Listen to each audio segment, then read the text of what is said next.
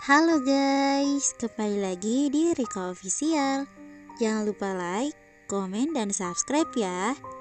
Kembali kita melanjutkan cerita dari Ayo Pacaran karya Dentara.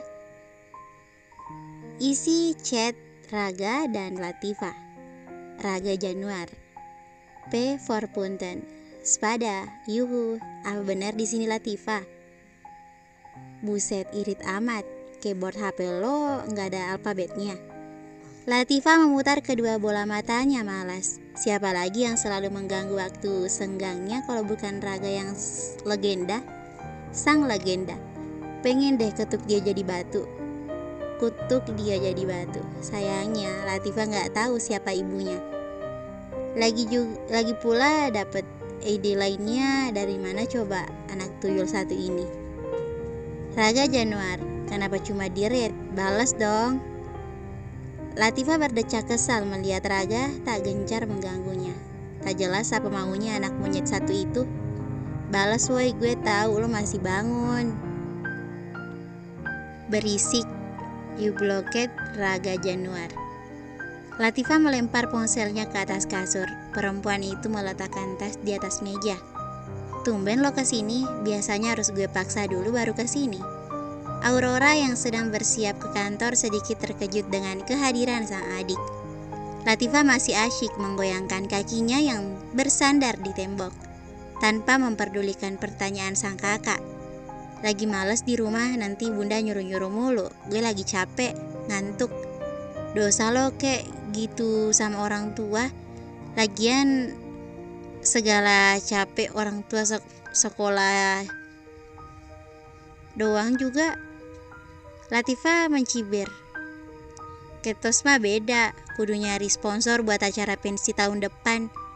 Aurora merotasikan kedua bola matanya, lalu seketika teringat solusi. Lo coba tanya Kinan sana, dia dulu kan ketos. Siapa tahu lo bisa dapat pencerahan dari dia.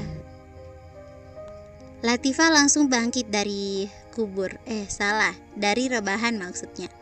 Latifah hampir lupa bahwa sahabat kakaknya itu dulu pernah jadi ketua OSIS yang tak pernah lengser. Bahkan kalau bisa ia tak mau lulus kayaknya.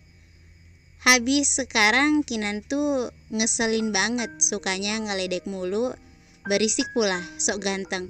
11-12 kayak Raga, narsis. Lo mau jalan? Tanya Latifah saat melihat Aurora sudah rapi. Mau ketemu penulis yang bukunya mau diterbitin. Lo kalau mau di sini jangan lama-lama, nanti gue aduin bunda, lihat aja. Iya, kenapa ya bawel amat? Aurora meraih ponselnya di atas meja. Lo udah makan belum? Latifah mengerutkan keningnya. Tercium aroma tidak menyenangkan. Udah, kenapa? Padahal belum, daripada disuruh yang enggak, terutama ia malah jika disuruh masak. Aurora menatap Latifah malas. Kalau udah, ya udah, gue nggak jadi pesan makanan. Tunggu, Latifah menahan lengan Aurora. Apalagi? Gue kira lo mau nyuruh gue bikin makanan. Kalau pesan mah mau kali, gue belum makan. Gara-gara si kutu kupret satu itu. Makanya jangan suuzon mulu sama orang. Untung lo adek gue. Kalau bukan udah gue bejek-bejek lo. Latifah nyengir, menunjukkan deretan gigi putihnya. Ya udah pesan buruan, gue mau manasin mobil dulu. Perempuan itu mengangguk antusias. Enaknya memiliki kakak ya seperti ini, bisa morotin duitnya, manfaatin rumahnya buat mager-mageran. Belum lagi kalau dia gajian, pasti langsung deh diajak jalan. Terus juga bajunya bisa dipinjam kalau Latifah mau ada acara apa-apa. Lumayan kan? Hampir 30 menit mereka berdua menunggu makanan yang mereka pesan. Sebelum akhirnya pesanan itu datang. Oh ya, dari tadi lo ngomongin si kutu kupret siapa sih? Kayaknya bikin emosi banget. Latifah tersedak. Ia menyambar gelas air putihnya. Menenggaknya sampai habis.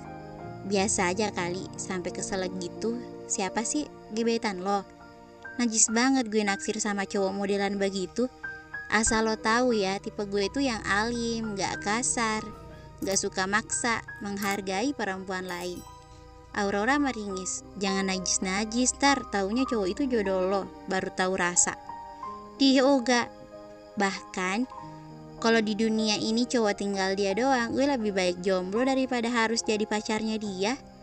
Sensi banget emang. Ya gimana gak sensi, lo bayangin dong, masa setiap hari ngintilin gue mulu, ngajakin pacaran mulu lagi.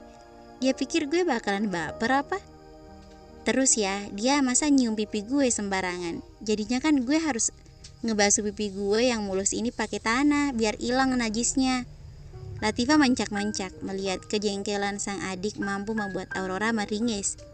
Keduanya hampir memiliki sifat yang sama. Sama-sama keras kepala.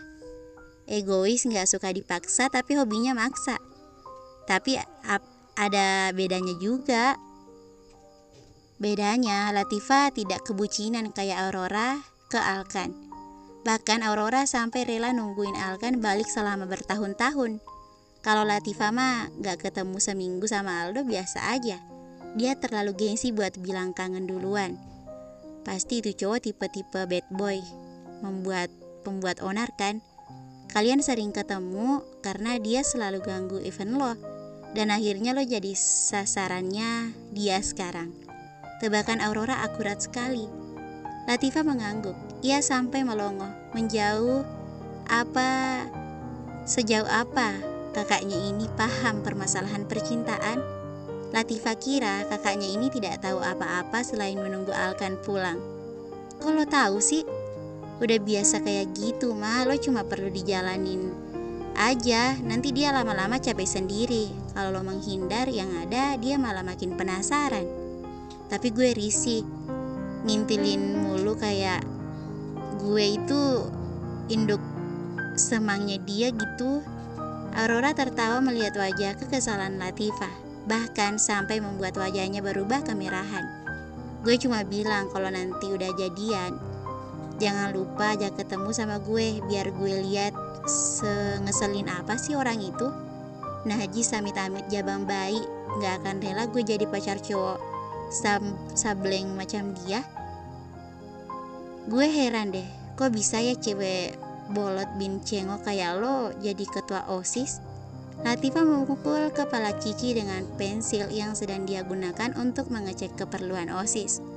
Cici merenggut kesakitan. Latifah mendengus kasar. Gue tuh gak bolot, enak aja. Kalau ngomong suka seenak rahang. Latifah kesal kenapa Cici mengatai dirinya lemot, berpikir saat perempuan itu tengah menceritakan tentang Raga. Semenjak Cici memergoki Raga melempar senyum kepada Latifah, ia jadi memencar Latifah dengan kemungkinan-kemungkinan yang sudah Cici cerna di dalam otaknya. Itu mampu membuat Latifah jadi kesal sendiri. Kenapa harus Raga lagi yang dibahas? Ia bersyukur hari ini hidupnya damai sentosa karena katanya Raga tidak masuk sekolah. Jadi dia tidak perlu tarik urat untuk terus beradu argumen dengan cowok sinting macam Raga hari ini. Ya habis, kurang apa lagi coba Kak Raga, udah ganteng, pinter, kaya, perhatian lagi. Mulai deh, Cici selalu hiperbola kalau lagi ngomongin senior yang ganteng. Kayaknya Cici bakalan kenyang perutnya, walaupun cuma kumpulin cogan yang dia lihat. Karena dia bukan tipe gue. Udahlah, gak usah bahas dia lagi. Bisa kan? Lo kalau mau ambil aja sana, ikhlas lahir batin gue. Latifah memakai earphone di kedua telinganya, berusaha menghindari topik pembicaraan dengan Cici kali ini. Lagu Missing You milik BTOB mengalun sempurna di telinganya. Lebih enak didengar daripada celotehan Cici tentang Raga dan dayang-dayangnya. Siapa di sini yang namanya Latifah? Suara lantang itu terdengar dari arah pintu kelas. Beberapa kakak kelas mereka datang misu-misu sambil terus bertanya namanya Latifah. Cici melotot melihat beberapa seniornya datang mencari temannya. Latifah masih cuek karena earphone yang menyumbat telinganya.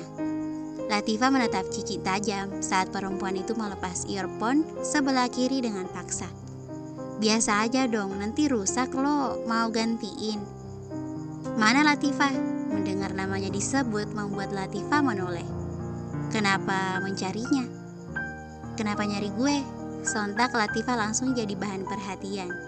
Sudah biasa sih, tapi yang ini rasanya aneh, kayak ada pahit-pahitnya gitu. Ikut kita sebentar, bisa? Karena Latifah tidak merasa curiga dengan rombongan kakak kelasnya ini yang mencari dirinya. Ia ikut saja. Siapa tahu ada yang tak adil yang mereka dapatkan dari sistem sekolah ini kan? Sebagai ketua OSIS, Latifah harus bisa membantu mencari solusi, bukan? Latifah mengekor rombongan kakak kelasnya itu berjalan bersisian dengannya, layaknya bodyguard yang selalu bersedia melindungi dirinya kapanpun. Mau kemana sih kak? Latifah merasakan aura yang menyeramkan saat rombongan kakak kelasnya itu menggiringnya ke arah gudang belakang sekolah yang sepi. Ia merasakan tatapan pria di sekitarnya ini seolah ingin menerkamnya. Mendapat peringatan bahaya yang tersadar di dalam otaknya. Ia menyesali diri karena main ikut saja. Perlahan ia berbalik. Gue ada janji sama Capsek, kita bisa bicara nanti setelah pulang sekolah. Namun, tangan Latifah keburu dicekal oleh seseorang yang berteriak memanggil namanya saat di kelas tadi. Ia jadi paham mengapa anak kelasnya tadi menatapnya dengan tatapan nelangsa. Rupanya ia tengah berhadapan dengan sosok yang mengerikan. Ia meringis. Sakit, gue laporin Kak Seto ya, lo karena udah ngelakuin hal yang tidak senonoh. Siapa dia? Kakak lo? Latifah melongo. Lah, masa kalian gak tahu Kak Seto? Makanya belajar. Jangan nongkrong mulu kerjaannya. Mau jadi apa negara ini kalau penerusnya aja malas-malasan kayak gini? Gak ngaca, padahal dia kalau disuruh belajar juga langsung cari alasan. Mereka menatap Latifah tajam. Gimana ini, 7 lawan 1, mana mungkin dia bisa menang? Bisa gak usah ikut campur? Latifah meringis kesakitan saat tangannya dicekal dengan tenaga sekuat badak. Sakit banget rasanya, kayak habis dipukul pakai sapu. Mana tepat di pergelangan tangan. Kalau dia gak bisa nulis gimana? Nanti yang ngerjain PR siapa? Kalau nggak dikerjain pasti dapat nilai jelek. Kalau udah nilai jelek pasti bunda marah. Lihat aja, ia tak akan diam saja. Tunggu saja pembalasan dendam seorang ketua OSIS yang kejam. Kalian salah bermain-main dengan ratu sekolahan. Bersambung, thank you for watching.